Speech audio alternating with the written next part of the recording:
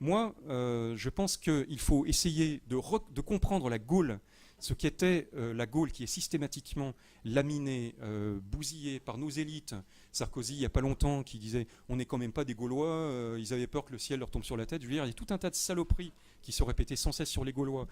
Le drame de l'Afrique, c'est que l'homme africain n'est pas assez entré dans l'histoire. Il y a un papier, je l'ai imprimé, je ne vais pas vous le lire, mais c'est un truc de dingue, de Virginie Martin, sociologue et politologue à Euromed Management, qui fait un texte « Sonner le glas de la France d'Astérix ». Où elle a une haine d'Astérix, comme si elle existait, la France d'Astérix, déjà. Ça fait 1500 ans qu'elle n'existe plus, quand même.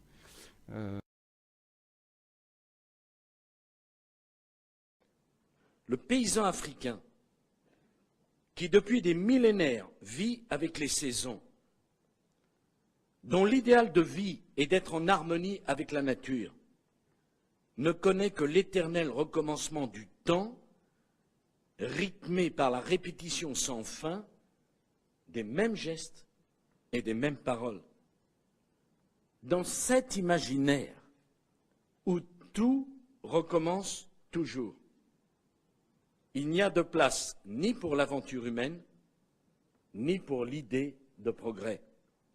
Dans cet univers où la nature commande tout, l'homme échappe à l'angoisse de l'histoire qui tenaille l'homme moderne. Mais l'homme reste immobile au milieu d'un ordre immuable où tout semble être écrit d'avance. Jamais l'homme ne s'élance vers l'avenir. Jamais il ne lui vient à l'idée de sortir de la répétition pour s'inventer un destin.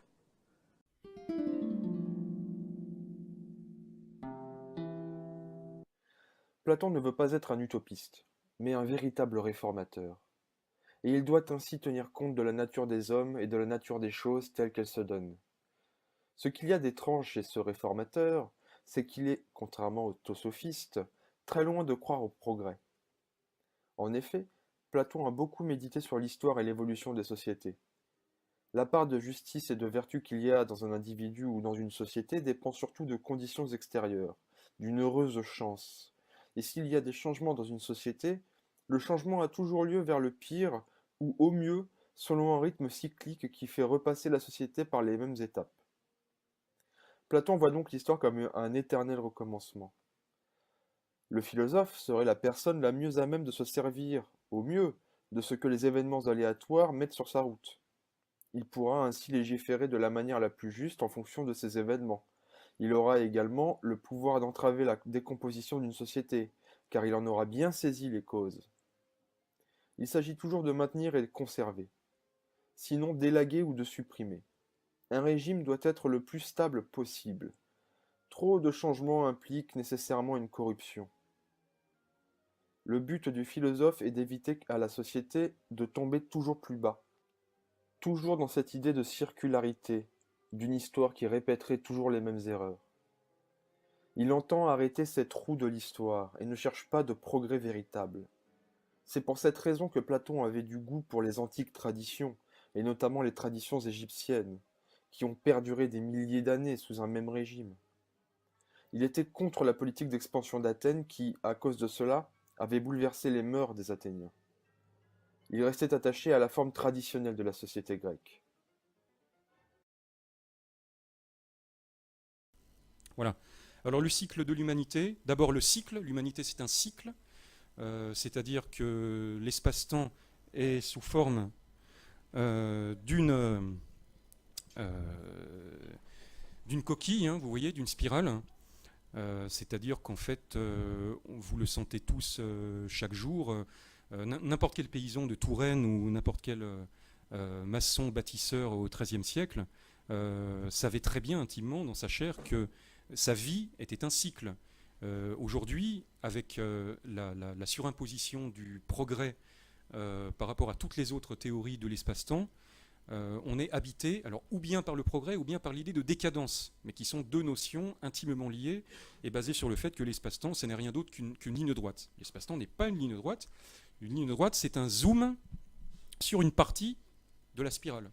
Donc effectivement, on peut dire que effectivement, l'espace-temps peut être une ligne droite, mais il faut savoir prendre du recul. Le fait simplement de se lever chaque matin dans un état similaire à l'état que l'on avait la veille, mais différent, c'est-à-dire un peu plus morcelé, un peu plus fatigué, ça représente tout à fait le devenir de l'homme, qui n'est rien d'autre qu'une succession d'étapes où l'on s'éloigne du souffle primordial, du souffle originel. Plus on avance dans notre vie, plus on s'éloigne du paradis originel que chacun de nous avait, bien sûr, dans notre position intra-utérine. Et très paradoxalement, plus on vieillit, plus on s'épuise et plus on se morcelle, plus la nostalgie de ce paradis perdu se fait forte, et plus on peut trouver des outils efficaces pour le retrouver, mais pour retrouver non pas le paradis perdu, parce que ça ne veut rien dire. C'est souvent la critique que font les gens qui font de la psychanalyse vis-à-vis de la religion. La religion, ce n'est rien d'autre que le désir de retrouver le paradis perdu. Vous connaissez ces genres de théories dans la psychanalyse. Ce n'est pas le paradis perdu qu'on veut retrouver, c'est une analogie du paradis perdu. On n'est pas suffisamment bête pour dire qu'on veut rentrer dans le ventre de notre mère, bien sûr. Et là, on n'est pas suffisamment bête pour dire que ce qu'on veut, c'est retourner au premier paradis dont parle la Bible, c'est-à-dire l'Irak. Mais il y a d'autres paradis antérieurs. Il y a l'Himalaya, il y a le pôle Nord, donc je vais en parler un peu. Mais enfin voilà, il faut retenir ça, on a un mouvement hélicoïdal du temps, c'est-à-dire qu'on a un nombre infini de cycles respiratoires. Par exemple, en gros, s'il est admis qu'on respire une fois toutes les 3 secondes, ça veut dire qu'on respire à peu près 25 920 fois par jour, et je vais vous montrer que ce chiffre, très important, montre que chacun de nous n'est qu'une réplique fractale de l'espace-temps, de l'univers, tout est imbriqué. Chaque point de l'espace est interdépendant de tous les autres points, en temps réel, en temps direct. Le jour du 25 décembre est célébré à travers le monde par tous les chrétiens. C'est la naissance du Sauveur, de l'enfant Jésus, dans la grotte de Bethléem. Et de nombreuses familles prennent grand soin d'installer la crèche quelques jours avant la célébration, mais attendront patiemment le 25 décembre pour y déposer la petite statuette de l'enfant Jésus. C'est la fête de Noël, ou plus précisément du Nova Éole, le nouveau soleil, parfois aussi appelé le Sol Invictus dans l'Empire romain, le soleil invaincu. Ce que l'on oublie, c'est que toutes les religions païennes fêtaient déjà à cette époque du 21 au 22 décembre le solstice d'hiver, le jour de l'année le plus court, ou plus exactement la plus longue nuit de l'année. Et ceci bien avant la naissance de Jésus de Nazareth. À cette date, le soleil est faible, comme vaincu par les ténèbres. C'est à cette date précise qu'un phénomène astronomique se produit. Pendant 3 jours, le lever du soleil semble stagner au même endroit géographique. Et c'est seulement au 4e jour, soit le 25 décembre, que le lever du soleil se décale de quelques degrés et ainsi les jours vont commencer à rallonger. C'est la victoire du soleil ou du nouveau soleil sur les ténèbres. Comme l'on dit allégoriquement, il fut crucifié sur la croix, le soleil, et après 3 jours, il ressuscita. C'est la résurrection du soleil. Phénomène qui se produit tous les ans à la même date, le choix de la date de naissance de Jésus-Christ, ainsi que tous les autres messies ou dieux solaires, répond à une allégorie astronomique observable et que les peuples des anciens temps avaient bien compris. C'est ainsi que le christianisme est le digne successeur des rites païens qui l'ont précédé, reprenant à son compte les symboliques astronomiques. Mais il existe de nombreux autres points de concordance, notamment avec la fête de Pâques, la plus importante fête du christianisme. Pâques est la date de la résurrection de Jésus-Christ, qui est fixée au premier dimanche après la première pleine lune qui suit le 21 mars, donc au plus tôt le 22 mars. En astronomie, le jour de l'équinoxe de printemps est le moment de l'année où les jours et les nuits ont la même durée. Or, à partir du lendemain, les jours seront officiellement plus longs que les nuits. C'est la victoire du soleil sur la nuit, la victoire de la lumière sur les ténèbres, ou la résurrection du soleil, ou de Jésus-Christ, victorieux de la mort et qui apporte le salut à l'humanité, ou plus précisément, les bienfaits de la nature. Car c'est l'avènement du printemps et la nature reprend vie, ou allégoriquement, elle ressuscite. Là encore, la résurrection christique est une allégorie des cycles de vie de notre jolie planète, matérialisée par la victoire du dieu solaire. À noter également que l'intégralité des fêtes chrétiennes sont librement inspirées des rites païens précédents, comme la Samin qui est devenue la Toussaint ou les Lupercales qui sont devenues la Saint-Valentin. Une autre allégorie astronomique est celle des trois rois mages. Ces derniers suivirent une étoile à l'est à la rencontre de Jésus-Christ, le sauveur de l'espèce humaine. Or, lors du solstice d'hiver, les trois étoiles de la ceinture d'Orion, aussi appelées les trois rois, désignent l'étoile la plus brillante du ciel, à savoir Sirius. De la ligne formée par ces trois étoiles et prolongée jusqu'à Sirius, cela donne l'emplacement du lever du soleil au 25 décembre, ou allégoriquement l'emplacement de la naissance du Sauveur, le dernier en date étant Jésus-Christ. Notons aussi la naissance de Jésus à Bethléem. En hébreu, cela se traduit par maison de pain, qui par connexion renvoie à la constellation de la Vierge, aussi appelée maison de pain ou maison de vie. Allégoriquement, cela donne Jésus-Christ est né d'une Vierge. Les connexions astronomiques n'en finissent pas. Parlons maintenant des principaux symboles du christianisme. Le principal est bien sûr la croix latine, adoptée par l'empereur Constantin au IVe siècle de notre ère. Le Christ est souvent représenté sur la croix, symboliquement le passage des 4 saisons de l'année, orné lui-même d'un disque solaire, tout comme les dieux égyptiens d'autrefois. Mais anciennement, le symbole principal utilisé par les premiers chrétiens étaient les 2 poissons, comme la constellation du même nom. On retrouve d'ailleurs dans le Nouveau Testament l'omniprésence du symbole des 2 poissons. L'autre grand symbole du christianisme était le chrisme, qui est lui-même formé de 2 lettres grecques, iota et Christ, ou les initiales de Jésus-Christ. Mais ce symbole existait déjà bien avant le christianisme. On le trouve en effet tant sur les amphores pour en indiquer le contenu que dans des manuscrits païens grecs comme égyptiens, abréviation du mot Christos qui signifie utile ou de bon augure. Dans les premiers temps chrétiens, le chrisme était couramment associé au mot ictus ou monogramme qui signifie le Christ sauveur. Il est composé des initiales des mots grecs Iesou, Christos, Théou, Ios, Soter, qui se traduit par Jésus-Christ, fils de Dieu sauveur, soit la contraction en grec ictus, mot qui signifie également poisson. Les premiers chrétiens décoraient d'ailleurs parfois les catacombes de la figure du poisson. À noter également que le poisson était le signe de reconnaissance des chrétiens des premiers siècles lorsqu'ils étaient encore persécutés dans l'Empire romain. Il me faut maintenant vous parler du phénomène de précession des équinoxes.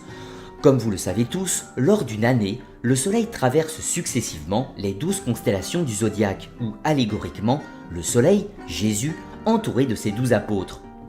Donc, en prenant la date de référence utilisée par toutes les civilisations, à savoir l'équinoxe de printemps, le 21 mars, le Soleil se lèvera au 12 août dans la constellation du Lion et le 2 décembre dans la constellation du Sagittaire par exemple.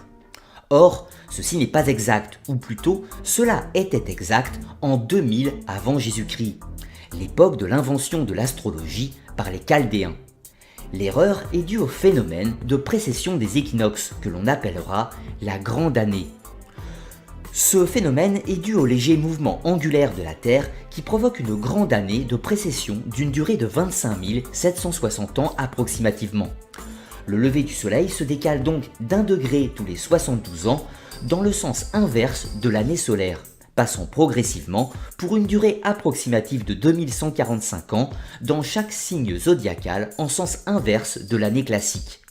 Ainsi, depuis l'an 1 et jusqu'à 2145, le Soleil à l'équinoxe de printemps se lève dans la constellation des Poissons. Vous comprenez mieux maintenant l'omniprésence du symbole des Poissons dans le christianisme, car la religion chrétienne est la religion de l'âge des Poissons. Or, préalablement, en moins 2000 à l'an 1 avant Jésus-Christ, nous étions dans l'ère du Bélier, d'où l'omniprésence des symboles divins représentant cet animal, notamment chez les Égyptiens au temple de Karnak ou dans les cultes babyloniens, chez les Berbères également avec la Tafaska, le sacrifice du bélier, chez les Hébreux avec l'agneau sacrificiel qui remplace le fils d'Abraham, ou encore chez les Grecs avec la légendaire toison d'or recherchée par les Argonautes. Or, la comparaison est des plus intéressantes. Pour les chrétiens, le Christ se sacrifie pour le rachat de tous les péchés, alors que de moins 2000 à l'an 1 avant Jésus-Christ, de nombreux peuples pratiquaient le sacrifice du bélier dans les mêmes objectifs. Mais l'analogie ne s'arrête pas là. de moins 4300 à moins 2000 avant Jésus-Christ, donc l'époque communément admise des premières grandes civilisations, nous étions dans l'ère du taureau. Or, les peuples de cette époque vénéraient tout naturellement cet animal, notamment chez les Égyptiens avec le taureau Apis, un culte des premiers temps de l'Égypte pharaonique, mais également dans tous les cultes sumériens, où le taureau est la monture des dieux par excellence, également chez les Ougarites. Ou encore dans la civilisation minoenne, en moins 2700 avant Jésus-Christ, où de nombreuses fresques montrent des spectacles d'acrobatie faisant intervenir des taureaux. Il semble bien que le cycle de précession des équinoxes a bel et bien influencé la religion humaine et sa symbolique. Notons aussi quelques exemples flagrants des passages de l'ère du taureau à celui du bélier. Moïse, qui redescend du mont Sinaï avec les tablettes de la loi, vers 1200 avant Jésus-Christ, d'après l'Ancien Testament, il contemple son peuple en admiration devant un veau d'or, donc une fausse idole, car nous sommes dans l'ère du bélier et personne ne doit adorer l'ancienne idole. Il brise alors les tablettes de la loi de fureur et ordonne à son peuple de s'entretuer pour se purifier. Autre exemple avec le dieu solaire Mitra, un des ancêtres du Christ, religion originaire de Perse, datée de moins 1200 avant Jésus-Christ. Ce dieu solaire est représenté mettant à mort un taureau, la fausse idole de l'ancienne ère. Pour conclure avec ces histoires de précession d'équinoxe, parlons maintenant de l'Apocalypse ou de la fin des temps du christianisme, qui symboliquement devrait intervenir vers l'an 2145 avec le passage de l'ère du Verseau. Jésus dit dans Luc 22,10 « Voici quand vous serez entrés dans la ville, vous rencontrerez un homme portant une cruche d'eau, suivez-le dans la maison où il entrera. » Vous savez tous que la représentation de la constellation du Verseau est celle d'un homme versant une cruche d'eau, et la maison fait bien sûr référence à la maison zodiacale, terme employé pour désigner les constellations. Jésus dit encore dans Matthieu 28,20 « Enseignez-leur et observez tout ce que je vous ai prescrit, et voici, je suis avec vous tous les jours jusqu'à la fin du monde. » Par monde, on entend bien sûr la fin de l'âge, et donc le passage de l'ère du poisson au Verseau. De ce fait, lorsque le retour du Christ est prévu pour la fin des temps, il faudrait plutôt y voir l'avènement de la future idole ou du dieu solaire qui représentera l'ère du Verseau, et ce, de 2145 à 4300 de notre ère. La mythologie grecque, les mythologies égyptiennes, sumériennes, tout ça, en parle. On y a mis du mysticisme, de l'ésotérisme, pour cacher le côté scientifique. Parce qu'en effet, on retrouve ça chez les Sumériens. Il y a même quelque chose d'ahurissant dans les tablettes sumériennes. On nous dit qu'il y a 5000 ans, et là ça correspond au calendrier hébraïque, il y aurait eu 6 déesses qui auraient fabriqué l'homme. C'est-à-dire l'homme qui va survivre pendant 5130 ans. Et qu'est-ce qu'on vient de s'apercevoir? Que notre ADN est issu de 6 femmes. Tiens donc. Donc ça, c'est démontré scientifiquement. Oui, tout ça c'est caché. Bah, c'est caché ou c'est découvert? Non, c'est-à-dire c'est connu, mais c'est ridiculisé. D'accord. C'est-à-dire qu'on a tellement rajouté de choses stupides autour de ça qu'on ne peut plus croire ça. Mais on se dit quand même, vous vous rendez compte, 6 milliards, presque 7 milliards d'individus issus de 6 femmes, c'est écrit dans les tablettes sumériennes. Alors, curieusement, au début de la guerre de l'Irak, les tablettes sumériennes ont été prises par les Américains pour qu'elles ne soient pas détruites. Or, ces tablettes sumériennes étaient en fait des tablettes qui avaient plusieurs couches. Alors, il y avait le côté scientifique qui était à l'intérieur, puis à la fin, c'est devenu des choses de commerce. Allez, on vend tant de blé, on achète tant de vin, etc. Mais dessous, il y avait des informations scientifiques. Les Américains ont remis les copies en Irak et ont gardé les originaux. À votre avis, pourquoi? Était scanné. Pour compter les quintaux de blé. Première chose qu'ils ont faite en allant en Irak, c'est aller dans un oasis qui s'appelle la Porte du Soleil et vider le musée des tablettes sumériennes. Curieux, non? Alors regardez, c'est simple, il y a 4 évangiles de 1000 ans qui apportent les dieux sur terre. Il y a 12 000 ans, il y a eu les pyramides. Georges Lermar pourra vous montrer que c'est vraiment 12 500 ans, même si les machins trucologues disent le contraire. Parce qu'on a pu dater ça par la géologie. À cause d'un être assez connu, ce qui est Zacharias Sitchin, qui a permis à des géologues de venir sur place pour vérifier ces dires et montrer qu'en effet, le sphinx datait de 12 500 ans au niveau de l'érosion. Vous voyez, tout ça, des pyramides inconstructibles, on ne sait pas le faire. On nous dit, il y a des blocs de pierre de 900 tonnes qui sont montés sur des bateaux qui ont fait 800 km, qu'on a déplacés, il y a 20 millions de blocs comme ça, et on a fait ça en 20 ans.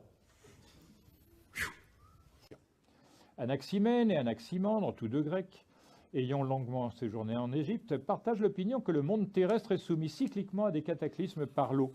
C'est le sens même du mot cataclysme en grec. Puis par le feu, destiné à la rénovation du globe. Héraclite Dupont indique, tout comme les stoïciens, en accord avec les purnas hindous, la date cyclique de la rénovation par le feu ou par l'eau. Tous les 5 ou 6 ères précessionnelles, c'est-à-dire tous les 10 000 à 12 000 ans environ. Il est donc temps de se souvenir de la date attribuée par Platon à la disparition de l'Atlantide. Platon, dans le Timée et des lois, dit ce qui est vrai, c'est que de grandes révolutions s'accomplissent dans l'espace qui environne la Terre et dans le ciel, et qu'à de longs intervalles, les objets qui couvraient le globe disparaissent dans un vaste incendie. Pour Philippon, l'un de ses disciples ultérieurs, celui-ci plus particulièrement d'Aristote, il faut savoir en effet que l'humanité périt de façon diverse, par la peste, la famine, les séismes, la guerre, le socialisme, sans variété de maladies, et par d'autres causes, mais surtout par des déluges massifs, comme celui par exemple qui, selon la légende, eut lieu sous Deucalion, et qui fut terrible, sans pourtant avoir fait périr tous les hommes comme la droite. Car les pâtres et tous ceux qui vivent sur les montagnes ou sur leurs pentes échappent au cataclysme, tandis que les plaines sont submergées avec tous ceux qui y habitent. Selon eux, l'inertie serait... Ah, là nous arrivons aux explications profondes de la première partie, et vous allez comprendre pourquoi l'évolutionnisme, c'est une théorie débile. Selon les anciens, l'inertie serait un puissant mouvement rotatif, susceptible d'absorber tout mouvement linéaire moins chargé énergétiquement que lui, et de se l'approprier de manière rotatoire. L'état inertiel reçut le nom de champ magnétique dans le dire moderne, et le champ linéaire celui de courant, du verbe courir, donc courant électrique. Le champ inertiel spatial fut appelé obscurité et gravitation et fut représenté symboliquement par un point, alors que le courant électrique et son intensité naturelle fut nommé lumière et mouvement, et sa représentation fut le cercle. Cette réalité relative n'étant que la polarisation d'un phénomène inconnu, sur le modèle que je vous ai montré tout à l'heure, appelé volonté, ils ne purent, les anciens, aller plus loin dans les sciences physiques susceptibles d'applications pratiques matérielles, et continuèrent en étudiant la volonté telle qu'elle apparaît en l'homme. C'est bizarre parce qu'ils passent des forces sensibles à des forces insensibles, sauf à travers l'action. C'est pourquoi ils avaient appelé l'action ce que nous avions appelé mouvement. Ainsi, nous ne voyons pas la lumière autrement que par ses effets. Et encore, les anciens faisaient-ils une nuance entre lumière et clarté. La lumière, c'est la chose invisible qui n'a pas de corps, mais qui devient clarté dès qu'elle rencontre quelque chose qui n'est pas elle-même. Pour la tradition, le temps n'est pas linéaire, mais cyclique. Il ne présente que très peu d'aspérité ou relief, mais plutôt des méandres et sinuosités, des écailles.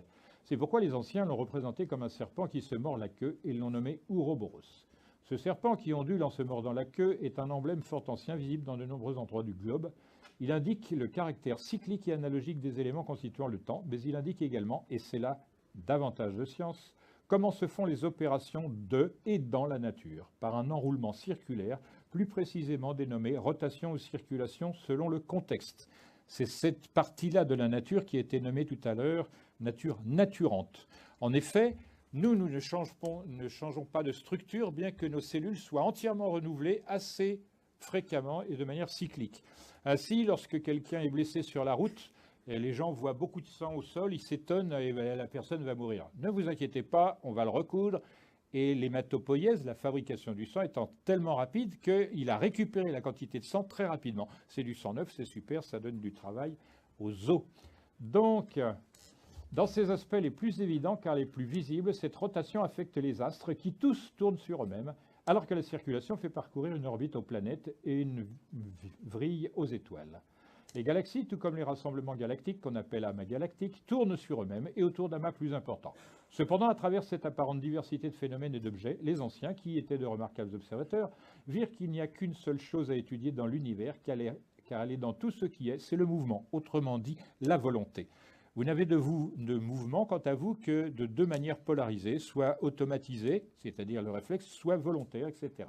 Il en va de même pour deux fonctions, les seules, la vue, on plisse, on cligne des yeux si l'on veut, et quand on ne veut pas, et la respiration.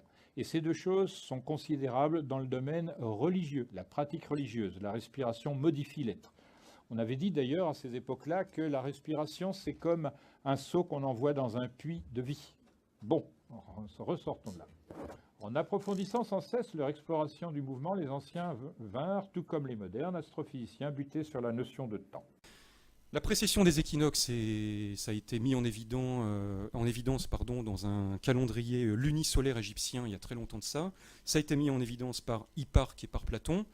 Ça veut tout simplement dire que comme le globe terrestre n'est pas droit, mais est décalé par rapport à l'axe vertical, vous avez le plan de l'écliptique et le plan de l'équateur qui ne coïncident pas. Donc le point vernal, qui est le point justement de conjonction de l'écliptique et de l'équateur, ce point vernal désigne, comme son nom l'indique, chaque jour du printemps, une constellation bien précise.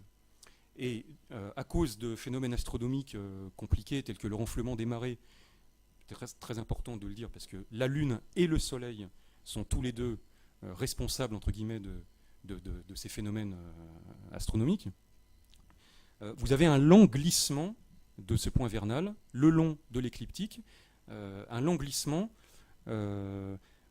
avec une brique élémentaire de 2160 ans, c'est-à-dire qu'en gros, alors c'est une durée canonique parce que les constellations visées, vous savez qu'il y a 12 constellations qui entourent la planète, donc le point vernal passe lentement sur chacune de ces 12 constellations les unes après les autres. La durée totale du cycle, c'est 12 fois 2160. Donc on sait que le point vernal fait le tour complet de la planète en 12 fois 2160 ans, parce que tout simplement il y a 12 constellations. Mais elles n'ont pas exactement la même taille, donc cette durée est uniquement canonique, c'est pour avoir un ordre d'idée. Aujourd'hui, nous sommes à la fin de l'ère du Poisson, c'est-à-dire que ce point vernal est fixé sur la constellation du Poisson. Il y a 2000 ans, on était dans l'ère du Bélier. 2000 ans auparavant, nous étions dans l'ère du Taureau. Ça, je vais en parler, et vous allez voir les conséquences que ça avait sur, si vous voulez, la majorité des civilisations vivant sur la planète. Tout ça, c'est à cause simplement du fait qu'il y a une interdépendance générale, comme ça a été démontré au début du XXe siècle par le principe de relativité générale. Moi, je suis physicien, et ce qui me fait plaisir, c'est de voir à quel point les outils de la physique, aujourd'hui, permettent de retrouver des vérités connues par des élites, connues depuis 10 000 ans, 20 000 ans ou plus. Donc la science, aussi bien dans l'anthropologie que dans l'astrophysique, permet de redécouvrir des vérités enfouies avec un langage nouveau, de manière profane, mais c'est très intéressant. Il faut parfois écouter les profanes, je pense aux gens qui ont un discours marxiste intelligent, et qui leur permet de découvrir des vérités assignées par des spiritualistes. Aujourd'hui, vous savez, il y a un point de convergence entre les discours spiritualistes et les discours marxistes. Là, c'est pareil. La science qui redécouvre des vérités éternelles, c'est le profane qui rencontre le sacré. Et c'est typiquement le signe que l'on vit une époque qualifiée. Vous savez que certains espaces peuvent être qualifiés, temples, mosquées, églises, synagogues, tout ce que vous voulez, certains espaces peuvent être qualifiés, mais certains temps peuvent être qualifiés également. Le nôtre est un temps qui est particulièrement qualifié. Donc ce dont je vais vous parler dans l'heure qui vient ou l'heure et demie qui vient, à ce but-là, de vous démontrer que nous vivons un temps qualifié, c'est-à-dire que la manière de nous comporter, la manière de vivre cette révolution que nous essayons de mettre en œuvre, elle est typique parce que ça n'est pas la même que la manière qu'avaient de vivre les révolutionnaires il y a 100 ans ou 200 ans. Nous sommes à une époque critique, ce qu'on appelle un kairos.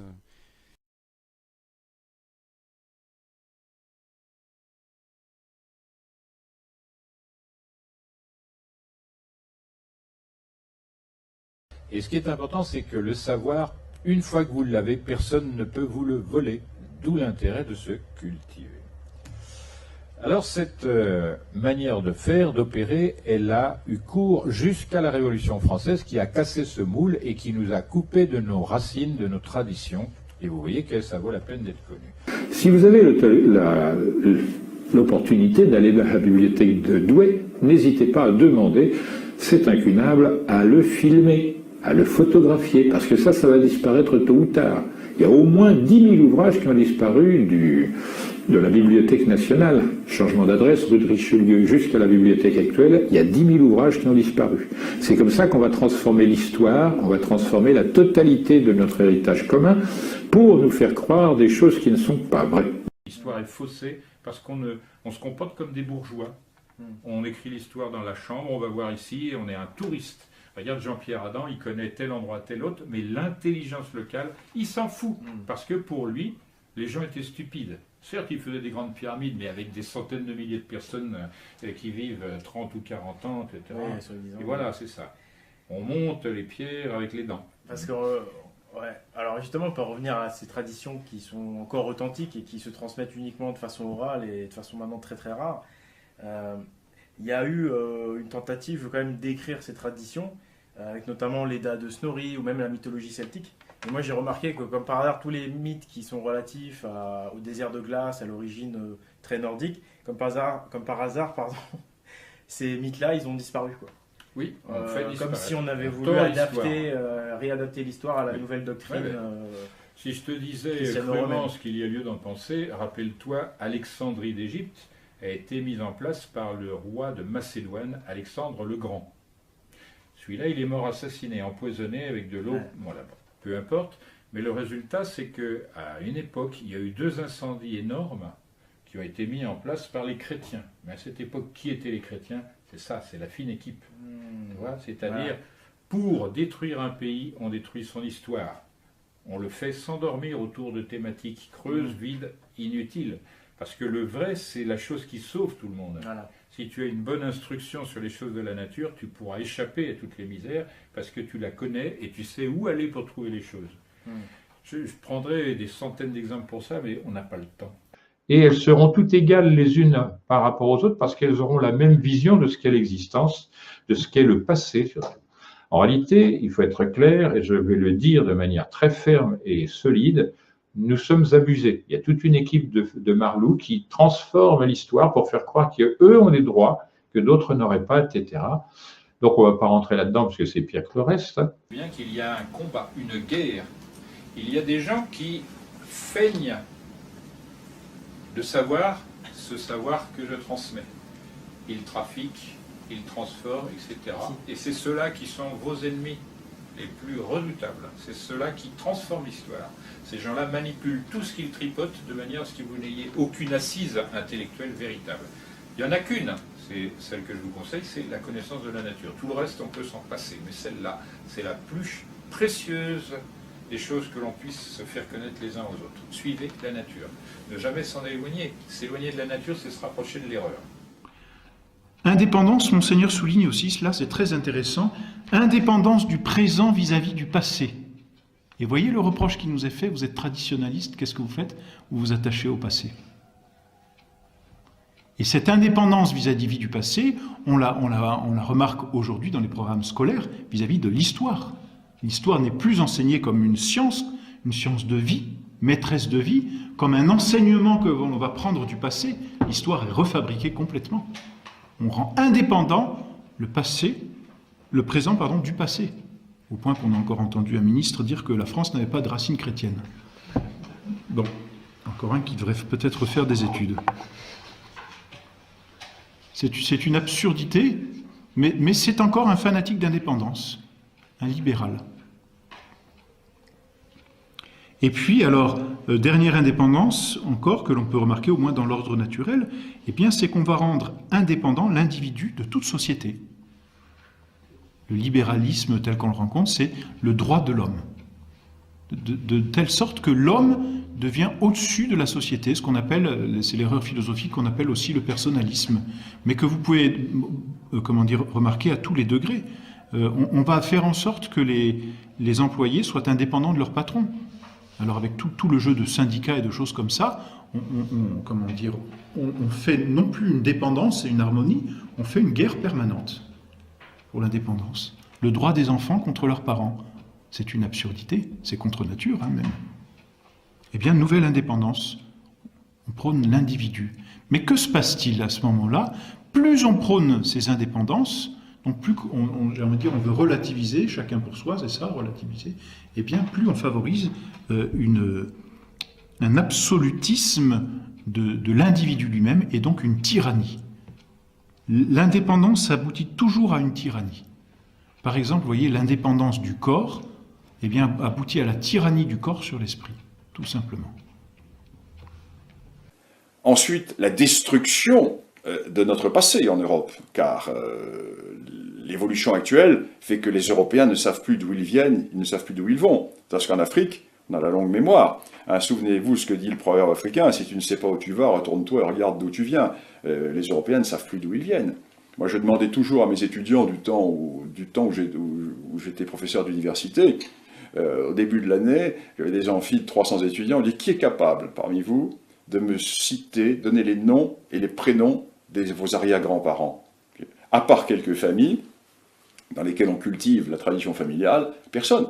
Tandis que je demandais à n'importe quel Africain dans l'amphi, levez-vous, et l'Africain me récitait sa généalogie. Vous me direz, il y a une tradition de culture orale, mais il y a surtout chez nous la suppression du passé. Et tout est fait pour supprimer le passé. Tout est fait pour faire des Européens, des Occidentaux, des robots, des citoyens robots d'un monde universel qui va se terminer par la grande consommation et par l'idéologie unique. En Afrique, non. Voilà le problème. Vous êtes enseignante toujours ? Non, depuis 2 ans, je me suis mise en disponibilité, en congé sans solde, parce que j'estime que ma discipline est devenue aujourd'hui inenseignable. Et avec la réforme du bac, l'histoire-géographie. Pourquoi ? Parce que les programmes scolaires tels qu'ils sont faits aujourd'hui sont ou infaisables ou avec une chape de plomb idéologique qui font que... déjà, vous avez des approches qui sont essentiellement thématiques.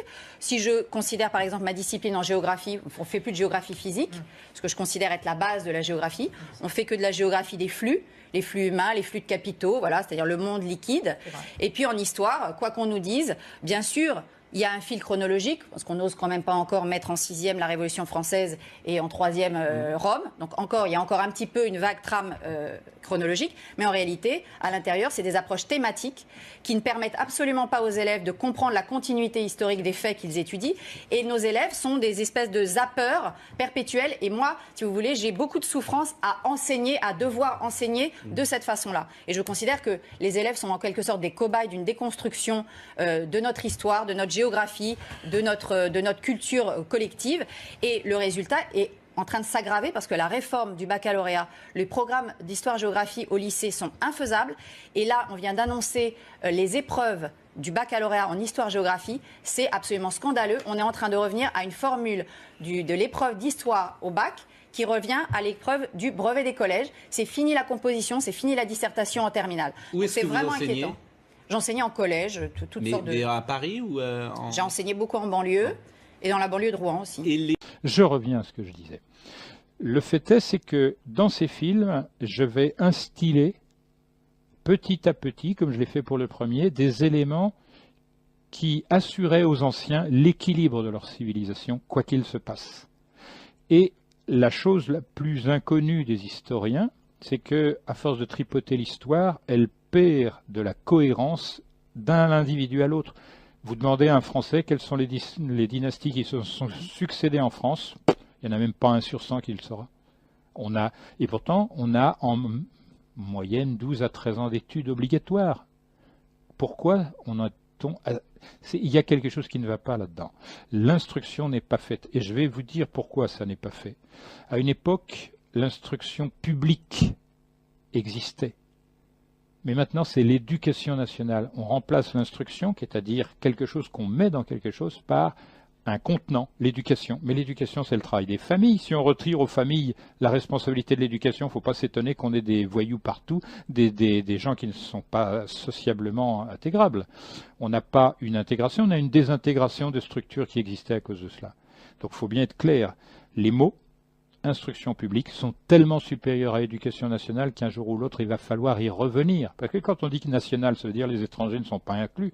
Il suffit d'entrer dans une école pour savoir que certaines, c'est 80% d'étrangers. Il faut bien qu'on instruise toutes les personnes que l'on reçoit sur les territoires et que pour cela, il y a des méthodes à observer. Ce n'est pas faire des grands discours qui va résoudre le problème. C'est pas ça. C'est pas passer à la télé ou faire des phrases qui sonnent bien. Le problème est douloureux. Voilà. Parce qu'il y a des gamins qui, eux, ont des facilités pour apprendre, mais comme on veut que tout le monde soit semblable, bah, toi, tu seras raboté, etc. Et toi, tu seras élevé alors que tu es dans le fin fond. Donc ça, c'est une erreur sémantique profonde que personne n'observe, que personne ne met en évidence. Et pour ça, on vit dans cette espèce cette petite cage ronde dans laquelle on fait courir les hamsters. On court, mais on n'avance pas.